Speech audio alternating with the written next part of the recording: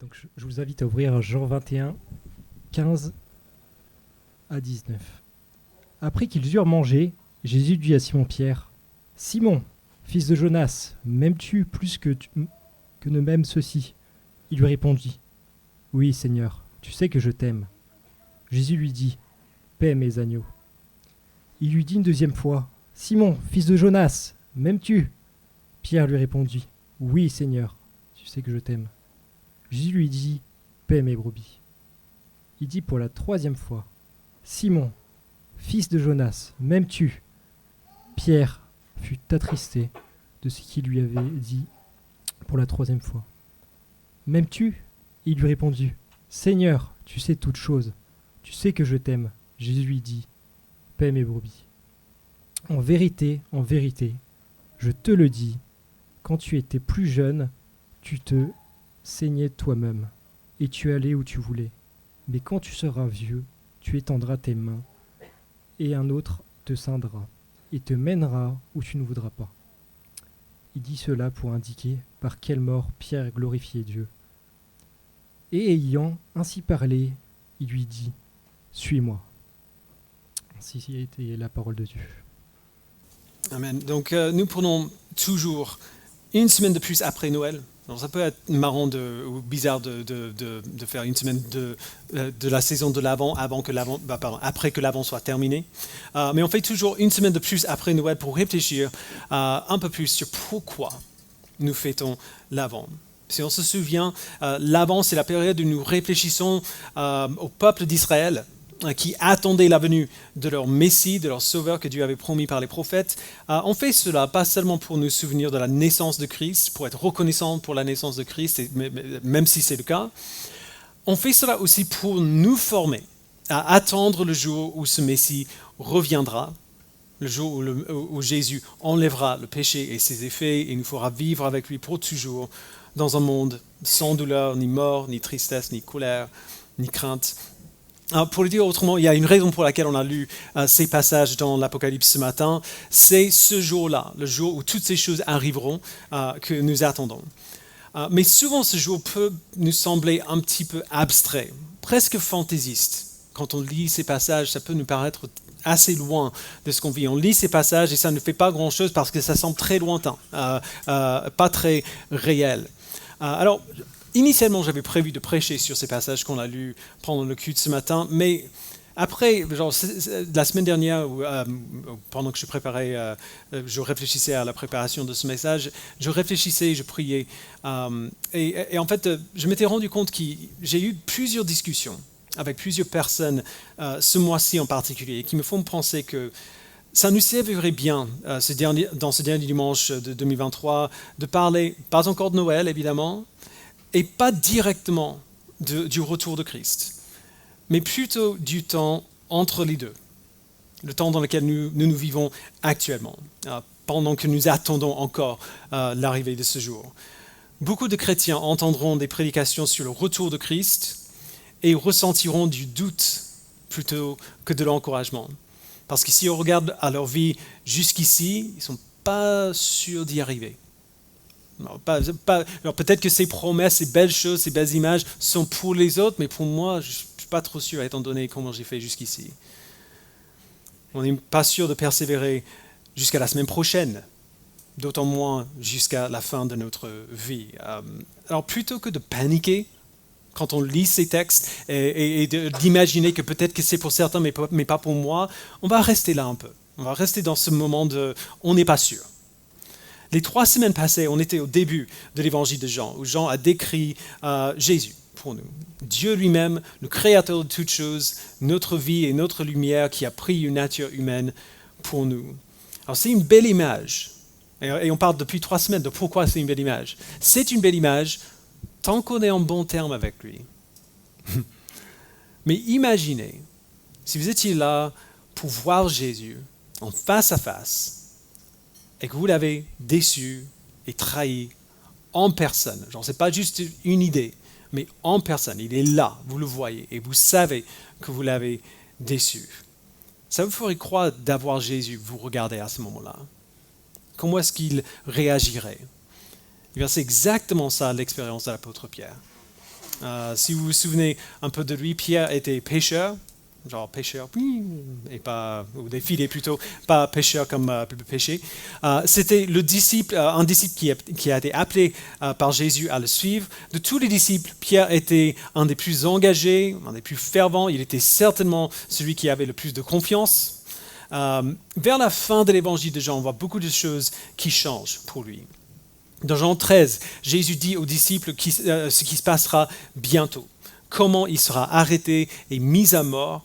Pierre, toujours sûr de lui, dit qu'il suivra Christ jusqu'à la mort et Jésus dit « Non, non, non, avant l'aube, tu me renieras 3 fois. » Eh bien, c'est exactement ce qui se passe. Jésus est arrêté, il est ramené devant le grand prêtre. La plupart des disciples prennent la fuite. Pierre, quand même, il suit depuis une certaine distance.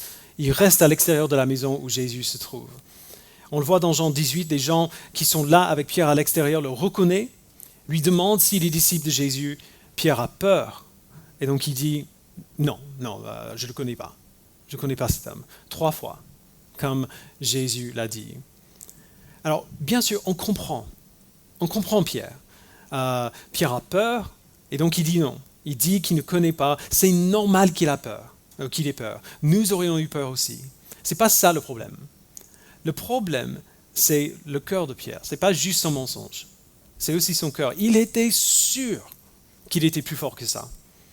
Il était sûr que même si tous les autres quittaient Jésus, lui, il ne le ferait pas. Pour le dire autrement, il était arrogant.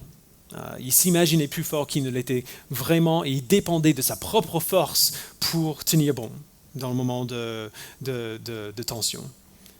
Alors on sait ce qui s'est passé ensuite. Jésus a été crucifié, il a été enseveli et les disciples étaient totalement désespérés. Clairement, Jésus n'était pas, ou peut-être pas clairement, mais dans le doute, peut-être que Jésus n'était pas le Messie. Peut-être qu'il n'était pas le grand roi qu'on avait pensé. Mais, le 3e jour après la crucifixion, bien sûr, Jésus revient à eux.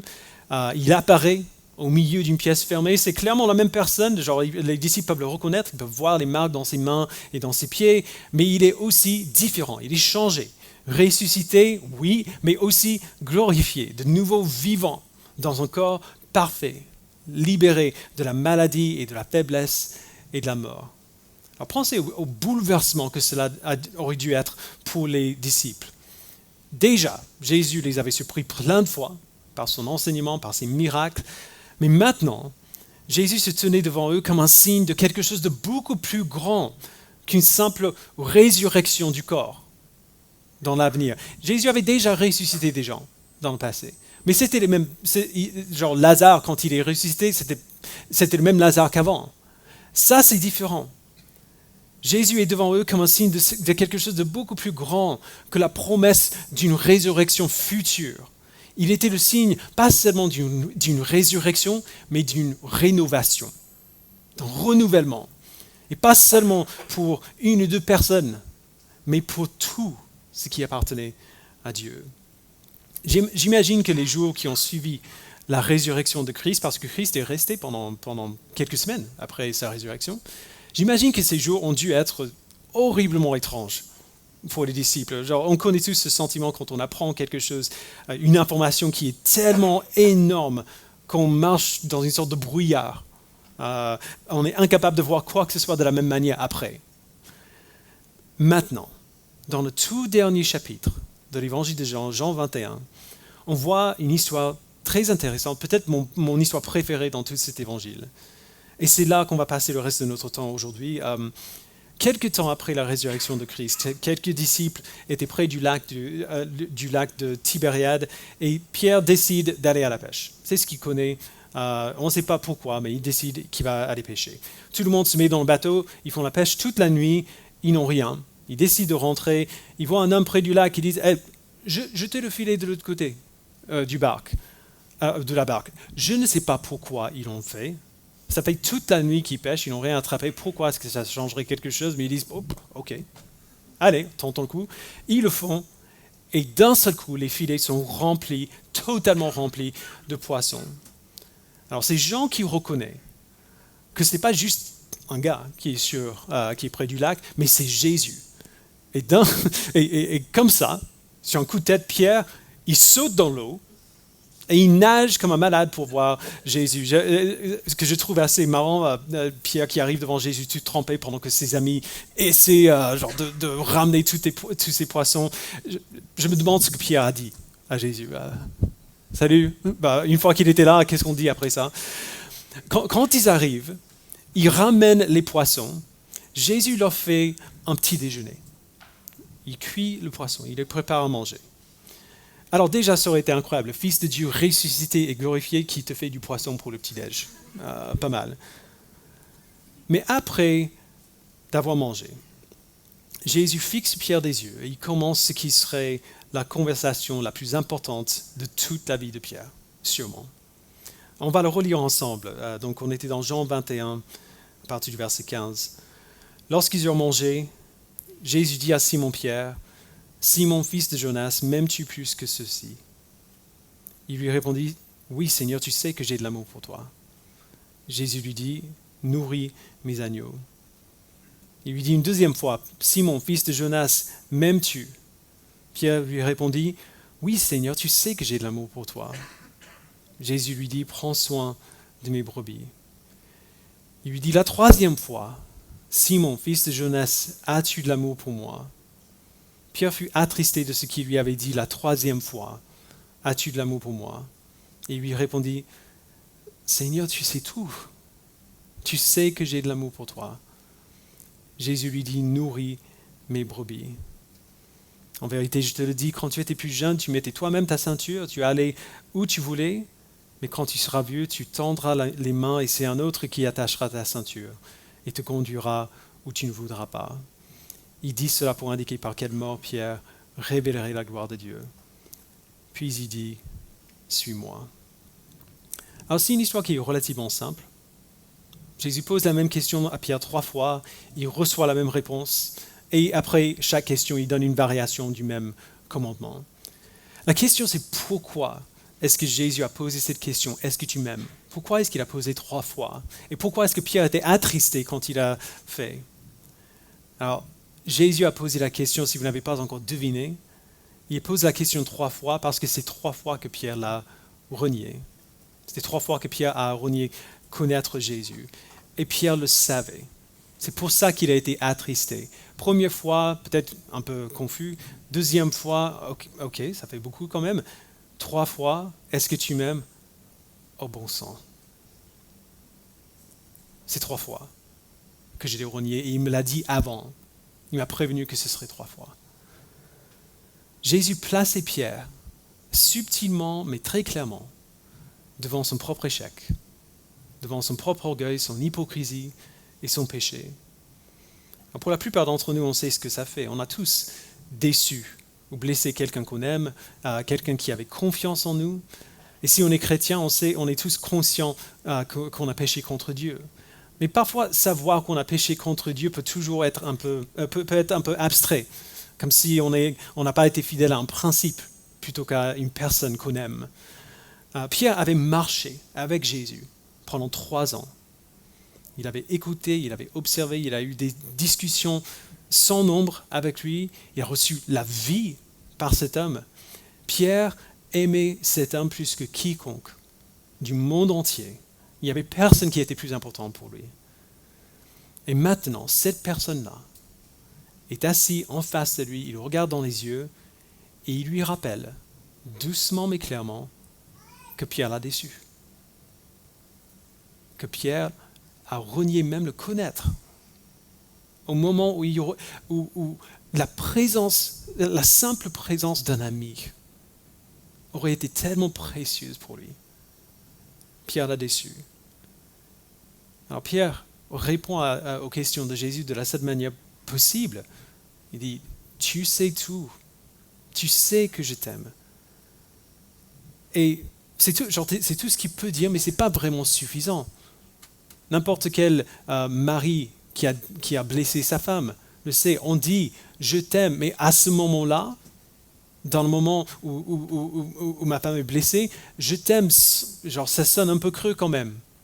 Parce que mes actes ont un peu dit le contraire. de ce que je suis en train de dire. Même si je le ressens et même si Pierre le ressentait, ses actes passés disaient un peu le contraire. C'est ça qu'il vit en ce moment-là, c'est ça qu'il ressent. Alors on peut penser que c'est peut-être cruel de la part de Jésus d'obliger Pierre à revivre tout ça. Il n'avait pas, est-ce qu'il n'avait pas été assez puni pendant ces 3 jours où Jésus était mort?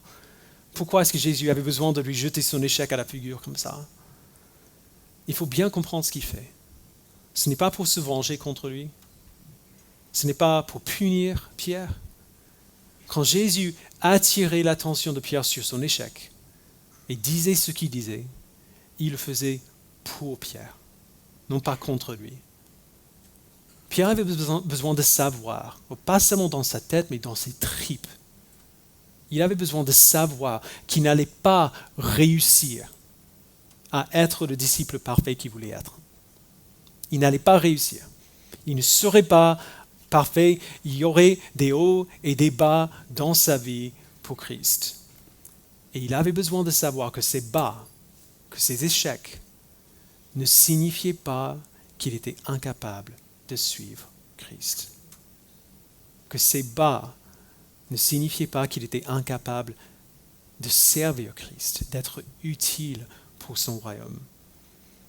Malgré son échec monumental, que pour lui était sûrement l'échec le plus grand de sa vie, malgré l'échec de Pierre, l'invitation de Jésus reste. Après chaque question, il donne aussi des commandements. Nourris mes agneaux. Prends soin de mes brebis. Nourris mes brebis. Et puis surtout, enfin, suis-moi. Le même commandement qu'il lui a donné en tout premier. Jésus parle très clairement ici. En donnant ces commandements simples, il dit qu'il ne s'attend pas à la perfection de la part de Pierre. Finalement, il n'existe que 2 choses. D'abord, il exige la dépendance de Dieu seul. C'est pour cela qu'il pose cette question, est-ce que tu m'aimes? Est-ce que tu m'aimes? Est-ce que tu m'aimes? L'échec de Pierre est mis à nu devant lui pour lui rappeler qu'il ne peut pas faire ça seul. Il l'aime peut-être, mais ça ne suffit pas. Il a besoin d'aide. Il ne peut pas aimer Jésus comme il doit l'aimer. Il ne peut pas suivre Jésus comme il doit le suivre. Il n'est pas assez fort tout seul pour faire ce qu'il doit faire. Il a besoin de l'aide de la part de Dieu. Donc, Jésus exige la dépendance de Dieu seul et deuxièmement, il exige la persévérance humble. Alors, je dis comme ça parce que Pierre doit reconnaître qu'il a besoin de Dieu pour faire quoi que ce soit et qu'il doit dépendre de Dieu pour lui donner ce qu'il lui faut. Sa persévérance doit être humble, dépendante de Dieu, mais il doit quand même persévérer. Il doit continuer. Si Dieu donne à Pierre ce qu'il lui faut pour faire ce qu'il doit faire, eh bien, il doit le faire. Il ne faut pas simplement rester à attendre. Il doit faire. Il doit passer à l'acte et obéir. C'est cet aspect-là de la vie chrétienne que beaucoup de gens ont du mal à comprendre. On parle beaucoup. Peut-être pas dans toutes les églises, mais dans notre église, c'est vrai, on parle beaucoup du péché. Et on prend l'obéissance très au sérieux. On encourage des rappels les uns aux autres et même parfois des conséquences pour le péché au niveau de l'église. Mais ce n'est pas pour nous punir ou pour nous rabaisser, c'est pour nous restaurer, exactement comme Jésus fait ici. En rappelant Pierre de son échec et en lui donnant des commandements ensuite, en fait, Jésus remet Pierre sur ses pieds. Quelque chose dont il avait désespérément besoin à ce moment dans sa vie. Essentiellement, Jésus est en train de dire à Pierre, oui, tu es faible et il faut le savoir. Mais en dépit de tes échecs, en dépit de tes manquements, il faut continuer, Pierre. Nourris mes agneaux. Prends soin de mes brebis, suis-moi. Tu ne le feras pas parfaitement et tu ne réussiras pas tout seul, mais Dieu te donnera ce dont tu as besoin. Et même si tu échoues, continue. Continue. Fais ce que tu dois faire. Continue. Alors nous savons ce qui s'est passé par la suite. Pierre est un homme transformé dans les semaines et dans les mois à venir. Il a de la confiance, mais ce n'est plus la confiance un peu égocentrique d'un homme arrogant. Il est confiant dans le pouvoir de Dieu pour accomplir sa volonté, ce qui est très différent. Pierre n'était pas parfait. Il a fait d'autres erreurs qu'on voit après dans le livre des Actes, dans les lettres de Paul. Il luttait toujours avec le péché. Mais il a nourri les brebis de Christ. Lui et les autres ont fondé l'Église et ont pris soin de l'Église. Pierre n'était pas parfait, mais il a persévéré. Alors, certaines personnes ici ont vraiment besoin d'entendre ça. Vous regardez à ces premiers 5 ou 10 ou 20 années, ou même moins, ou plus de votre vie chrétienne, vous regardez à ce temps passé de votre vie chrétienne et vous commencez à douter de vous-même. Ou même peut-être que ça fait longtemps que vous doutez de vous-même. Vous demandez si Dieu pourrait bien se servir de vous, si le début de votre vie chrétienne a été comme ça. Mais il faut qu'on se rappelle que le début de la course est moins important que la fin. Notre passé est moins important que notre avenir. La perfection n'est pas le but premier. La persévérance est le but. Et Dieu nous aidera à persévérer. Certains d'entre vous vous sentez toujours mal à l'aise ici, quand vous venez à l'église, parce que vous regardez autour, vous regardez aux gens qui vous entourent et vous imaginez que tous les autres vivent tellement mieux la vie chrétienne que vous. Alors, pour certaines personnes, c'est probablement vrai. Il y a certaines personnes qui vivent mieux leur vie chrétienne que vous et que moi. Alors, c'est toujours vrai qu'il y a quelqu'un qui fait mieux. Mais pour bien plus de gens qu'on imagine, c'est faux. On ne le voit pas forcément, mais on lutte tous pour vivre pour Dieu. Vivre pour Dieu est par définition une lutte. Parce que ça va à l'encontre de tout ce qu'il y a dans notre ancienne nature de pécheur, de nos anciennes habitudes, comme on a beaucoup parlé dans la lettre aux Romains. Ok, des gens luttent, j'accepte. Mais, même si tu acceptes le fait que les gens luttent, tu ne te sens toujours pas à ta place. Parce que tu regardes autour et tu vois tous ces gens qui sourient, tous ces gens qui semblent vraiment heureux d'être là. Et à chaque fois qu'ils parlent avec, vous regardez aux discussions, il y a des gens, il y a les bananes de partout. Et vous ne comprenez pas. Genre, tu te demandes si tous ces autres font semblant ou s'il y a juste un truc qui cloche en toi. S'il y a quelque chose qui ne va pas en toi qui te permet d'être aussi heureux que tous ces gens. Alors, c'est vrai que certaines personnes font peut-être semblant. Moi, je l'ai fait pendant des années. Mais j'ai appris avec le temps que bien plus souvent, ce bonheur qu'on voit est sincère. Peut-être que ces gens sont plus heureux dans leur vie chrétienne que toi. Si c'est le cas, c'est pour une seule raison. En tout cas, une seule raison qui est bonne. Ce n'est pas parce qu'ils sont meilleurs que toi, mais plutôt parce que Dieu leur a pris ce à quoi ils s'attendent de leur part. Ce n'est pas la perfection. Il sait qu'on n'en est pas capable. Il sait qu'on est poussière, comme dit le psalmiste. Il nous appelle à la persévérance, à la repentance et à la persévérance humble, la persévérance dépendante de lui. Et le résultat d'une telle persévérance est toujours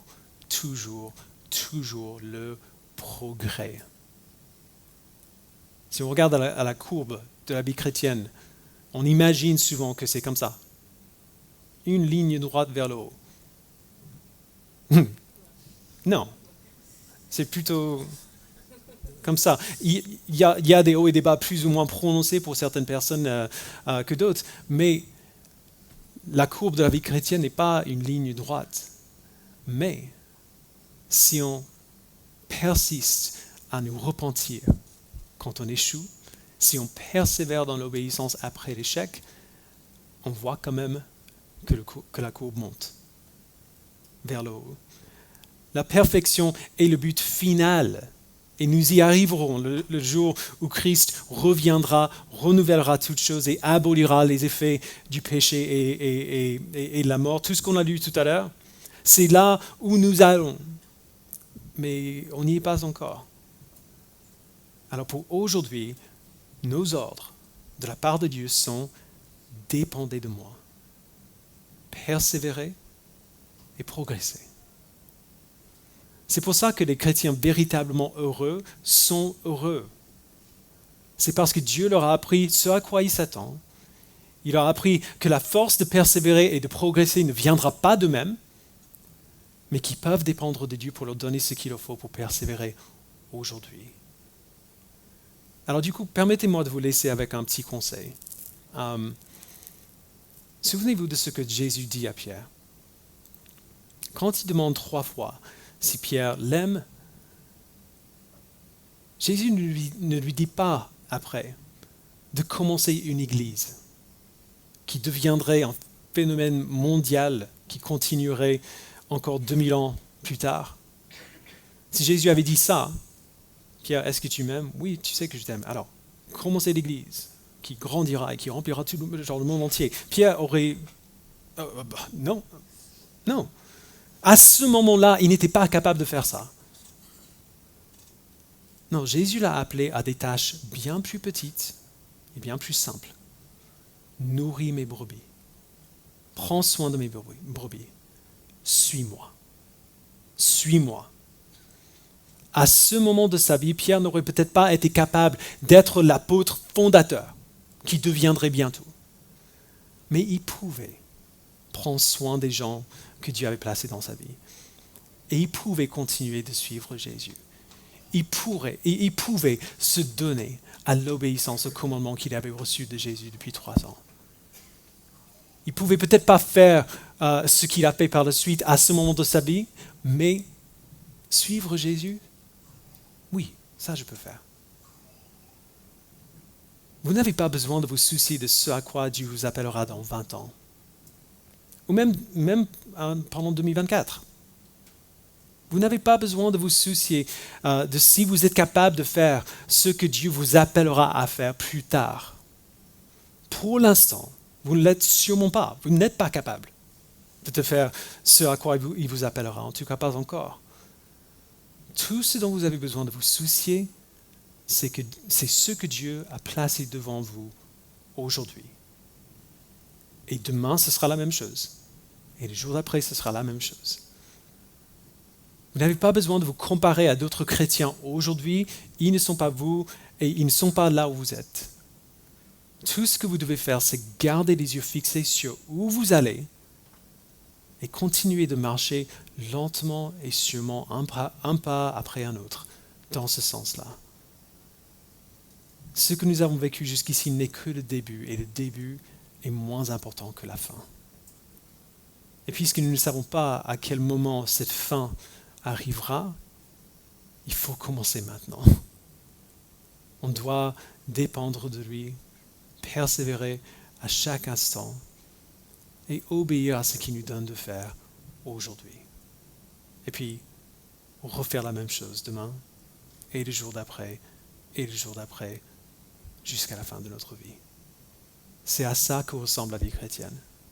C'est à ça que ressemble la persévérance pendant cette période où nous attendons son retour. On n'est pas prêt encore pour ce qu'il nous donnera plus tard, mais on est prêt pour ce qu'il nous a donné aujourd'hui. Je vous invite à prier.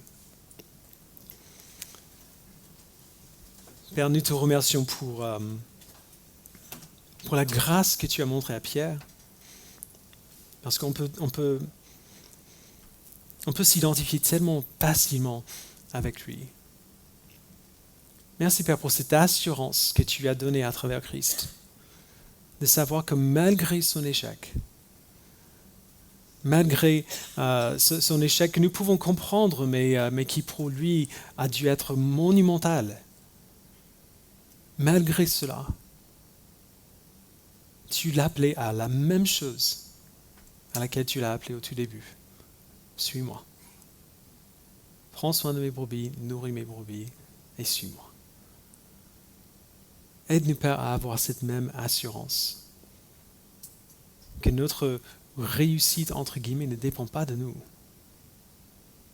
mais seulement de toi et de ta grâce. La vie, la mort et la résurrection de Christ pour nous.